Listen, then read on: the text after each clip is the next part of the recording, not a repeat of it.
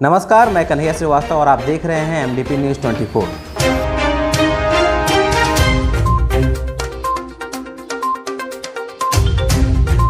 Local पर vocal, शुद्ध और स्वादिष्ट दादी माँ सत्तू व बेसन के बाद अब दादी माँ मसाले, हल्दी, मिर्चा, धनिया, जीरा, गोलकी व सब्जी मसाले और दादी माँ का सुगंधित अगरबत्ती। एक प्रोडक्ट बाय मां लक्की इंडस्ट्रीज मधुपुर। आगे बढ़ने से पहले देखते हैं आज की मुख्य खबरें। ट्रेन के पीछे दौड़, मासूम को दूध पहुंचाने वाला RPF जवान की कहानी, उसकी जुबानी। झारखंड से मानसून अब 48 घंटे दूर, आज से कई हिस्सों में बारिश के आसार। मधुपुर के कंटेनमेंट जोन पर प्रशासन की पैनी नजर। देवघर DPRO रवि कुमार ने चलाया जागरूकता अभियान। मधुपुर के साप्तर घाट पे धड़ल्ले से अवैध बालू उठाव जारी। भाजपा सरकार के 1 वर्ष पूर्ण होने पर पार्टी चला रही है व्यक्तिगत जनसंपर्क अभियान। आजसू जिला अध्यक्ष ने मार्गो मुंडा में चलाया जागरूकता अभियान। गंदगी के कारण नर्क जैसी जिंदगी जीने को मजबूर बावरी टोला वासी। और अब खबरों को विस्तार से जानने से पहले हम जानेंगे आज की प्रमुख राष्ट्रीय और राजकीय खबर। ट्रेन के पीछे दौड़, मासूम को दूध पहुंचाने वाला RPF जवान बना रियल हीरो। रेल मंत्री ने तारीफ करते हुए कही थी ये बात। सुनते हैं उनकी कहानी, उनके ही जुबानी।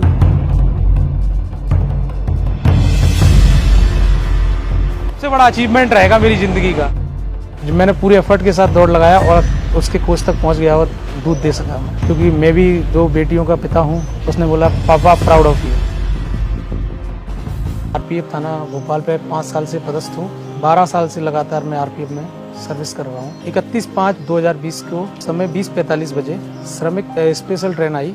ट्रेन के आने पर जब मैं प्लेटफॉर्म नंबर 1 पे ड्यूटी कर रहा था, एक महिला यात्री, उन्होंने मुझे आवाज़ लगाई और बोला, सर प्लीज़ 1 मिनट मेरी बात सुनिए। जब मैं उनके पास गया और उन्होंने बोला कि ये मेरी बच्ची है, इसको दूध की ज़रूरत है, और जो कि मैं बेलगांव से गोरखपुर जा रही हूँ और अभी तक मेरे को कोई भोपाल तक कोई मदद नहीं मिली। तो मेरे मन में भाव आया कि एक बच्ची, और वो भी 3 महीने की, क्योंकि मैं भी 2 बेटियों का पिता हूँ इस कारण, और मैं बच्चियों के बारे में ज़्यादा जान सकता हूँ।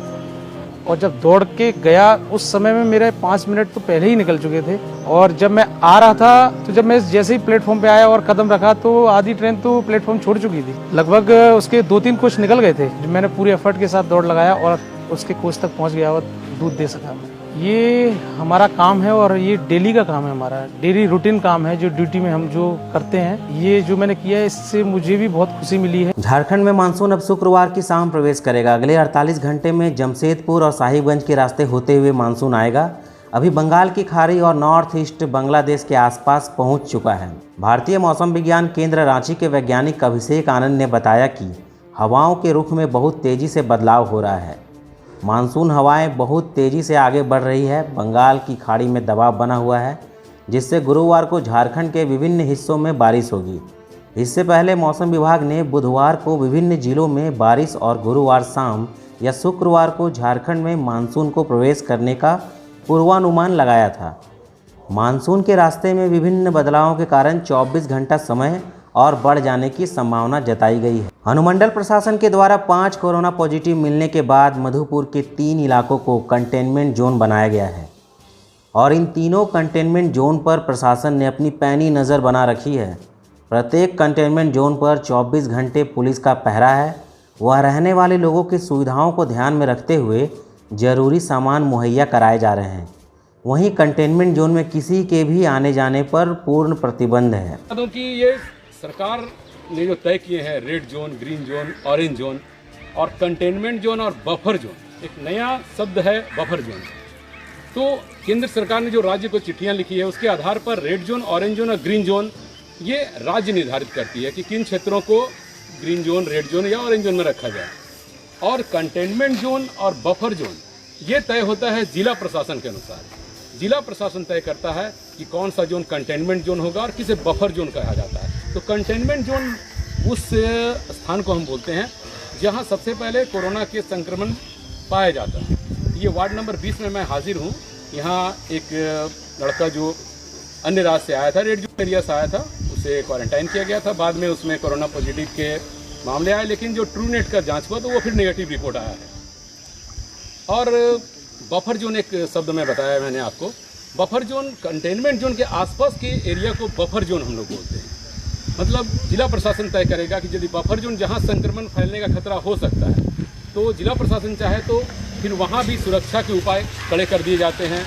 मास्क के साथ साथ अन्य सुरक्षा उपाय जैसे सोशल डिस्टेंसिंग अनिवार्य हो जाता है। और हम लोग बहुत अच्छा से निगरानी रख रहे हैं। हम लोग 24 घंटा यहाँ तैनात होते हैं। मतलब रात को 2 बजे 3 बजे भी लोग हैं यहाँ पे प्रशासन के? हाँ, 24 घंटा यहाँ इसी प्रशासन जो है ना कहीं जा नहीं रहा। जब तक मेरे शिफ्ट वाला नहीं आएगा तब तक यहाँ से मिल नहीं सकते। यहाँ से ना किसी को अंदर आने देते हैं, अंदर से बाहर आने देते हैं ना।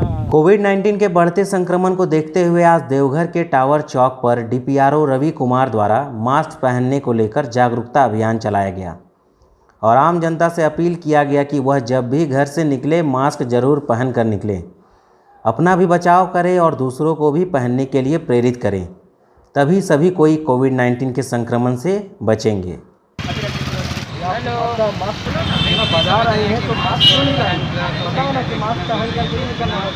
ये पता ही नहीं चलता क्यों नहीं पहनते? रखेंगे सर। ये मास्क पहनने का अवेयरनेस कार्यक्रम चलाया जा रहा है। अभी चूँकि संक्रमण बढ़ती ही जा रही है, इसलिए हमें सावधानी रखने की ज़रूरत है। और ऐसे में बहुत सारे लोगों को देखा जाता है कि जब वो घर से बाहर निकलते हैं मास्क नहीं पहनते हैं। संक्रमण से बचाव के लिए मास्क पहनना ज़रूरी है, इसलिए सभी से अपील है कि वो मास्क पहनें। और ऐसे ही हम लोग जिनको देखते हैं कि मास्क नहीं है उनके पास, तो मास्क प्रोवाइड करते हैं और अपील करते हैं कि जब भी घर से निकलें मास्क पहन कर। और अब वक्त हो गया एक छोटे से ब्रेक का। ब्रेक के बाद उमेश मिश्रा आगे की खबरों को आपसे रूबरू कराएंगे। जटाकटा संभ्रमं भ्रमं निलिम्प निर्जरी विलोलवीचि वल्लरी विराजमान मूर्धने धगद धगद धगद ज्वलल्ललाट पट्ट पावके किशोर चंद्रशेखरे रति प्रतीक्षणं मम। कौन है वो कहाँ से वो आया, चारों दिशाओं में तेज सा वो छाया, जिसकी भुजाएं बदले कथाएं, भागीरथ तेरी तरफ शूज चले, देख जरा ये विचित्र माया। नमस्कार, मैं हूं उमेश मिश्रा और ब्रेक के बाद आपका फिर से स्वागत है। बढ़ते हैं आगे की खबरों की ओर। बीते कुछ दिन पूर्व ही मधुपुर में अवैध बालू की ढुलाई करते 2 ट्रक पकड़े गए थे और उन्हें जब्त भी कर लिया गया था। लेकिन इसके बावजूद अभी भी मधुपुर के साप्तर घाट से लगातार अवैध बालू की तस्करी जारी है और प्रतिदिन भारी मात्रा में बालू अवैध रूप से बिहार भेजा जा रहा है। भाजपा सरकार के 1 वर्ष पूरे होने पर पूरे देश में भाजपा कार्यकर्ताओं द्वारा व्यक्तिगत जनसंपर्क अभियान चलाया जा रहा है। भारतीय जनता पार्टी द्वारा चलाए जा रहे व्यक्तिगत जनसंपर्क अभियान के जिला संयोजक सुधांशु शेखर बर्नवाल ने कहा कि देशव्यापी कार्यक्रम के तहत मोदी सरकार ने दूसरे कार्यकाल का 1 वर्ष पूरा होने पर ऐतिहासिक निर्णय, उपलब्धियों एवं प्रधानमंत्री नरेंद्र मोदी के पद को व्यक्तिगत संपर्क के माध्यम से पार्टी के कार्यकर्ताओं द्वारा अपने अपने बूथ से पूरे जिले के हजारों लोगों के बीच पर्चा का वितरण किया गया। पूर्व मंत्री राज परिवार ने मधुपुर विधानसभा के सिमरा और चांडीह से शुरू किया, जबकि देवघर विधायक नारायण दास ने देवघर नगर के श्रीकांत रोड से इसकी शुरुआत की। बढ़िया खाना नहीं बनाया तो तलाक, बढ़िया व्यवहार नहीं किया तो तलाक। ऐसी त्रासदी से मुस्लिम बहनों को छुटकारा दिलाने का काम देश के यशस्वी प्रधानमंत्री जी ने 3 तलाक को समाप्त करके किया है। देखिए, भारत में जब से मोदी जी की सरकार बनी और खास करके 2014 और 19 का जो कालखंड रहा वो ऐतिहासिक रहा, जिसके साथ मोदी जी ने सरकार बनाई थी।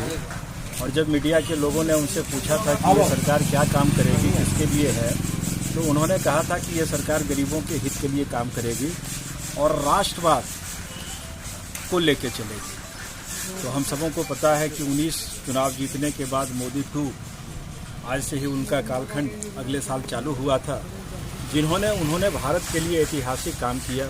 370, 35A, ट्रिपल तलाक, राम मंदिर। तो हम लोग घर घर जाके उनके ऐतिहासिक कार्यों को बता रहे हैं और देश कैसे अखंड भारत बनेगा, कैसे एक भारत बनेगा।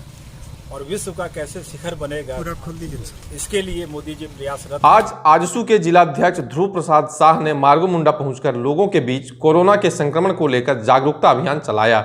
मौके पर जिलाध्यक्ष ने कहा कि यही समय है कोरोना वायरस से बचने का। अब हम सभी लोगों को ज़्यादा सावधानी बरतना होगा, क्योंकि अब कोरोना के संक्रमण से लोग ज़्यादा प्रभावित हो रहे हैं। उन्होंने लोगों से अपील की कि सोशल डिस्टेंस बनाकर रखें, मुंह पर मास्क लगाकर रखें, बार बार हाथों को सैनिटाइज करें ताकि कोरोना वायरस न फैल सके। मैं लोगों को जागरूक किए किस संबंध में? ये कोरोना वायरस चूँकि अभी हम लोग को इसी के साथ जीना होता है और इसी के साथ इसी पहल पर हम लोगों को सोशल डिस्टेंस का और मास्क पहन कर जो गाइडलाइन मिला है, नया गाइडलाइन, उसी के प्रति लोगों को, चूँकि अब तो मार्केट उर्केट सारा चीज़ खोलने का आदेश हो ही गया है, लेकिन अब अवेयरनेस का जरूरत है, जागरूकता की जरूरत है कि हाथ धोए, बिना मास्क का नहीं निकले, सामाजिक दूरियां बना कर रखें। वही सब पहल में हम लोग इस प्रखंड का दौरा कर रहे हैं और इसके लिए हम लोग निकले हुए हैं। कोरोना संक्रमण को लेकर जहां सरकार बार बार साफ सफाई पर ज्यादा जोर दे रही है, वहीं करों ग्राम के बावड़ी टोला के लोगों का इन दिनों गंदगी के कारण जीना दुभर हो गया है। नाली ना होने के कारण गंदा पानी सड़कों पर बहता रहता है, जिससे दुर्गंध से लोग नर्क जैसी जिंदगी जीने को मजबूर हैं और अब मोहल्ले वासियों को किसी संक्रमण का खतरा भी सताने लगा है।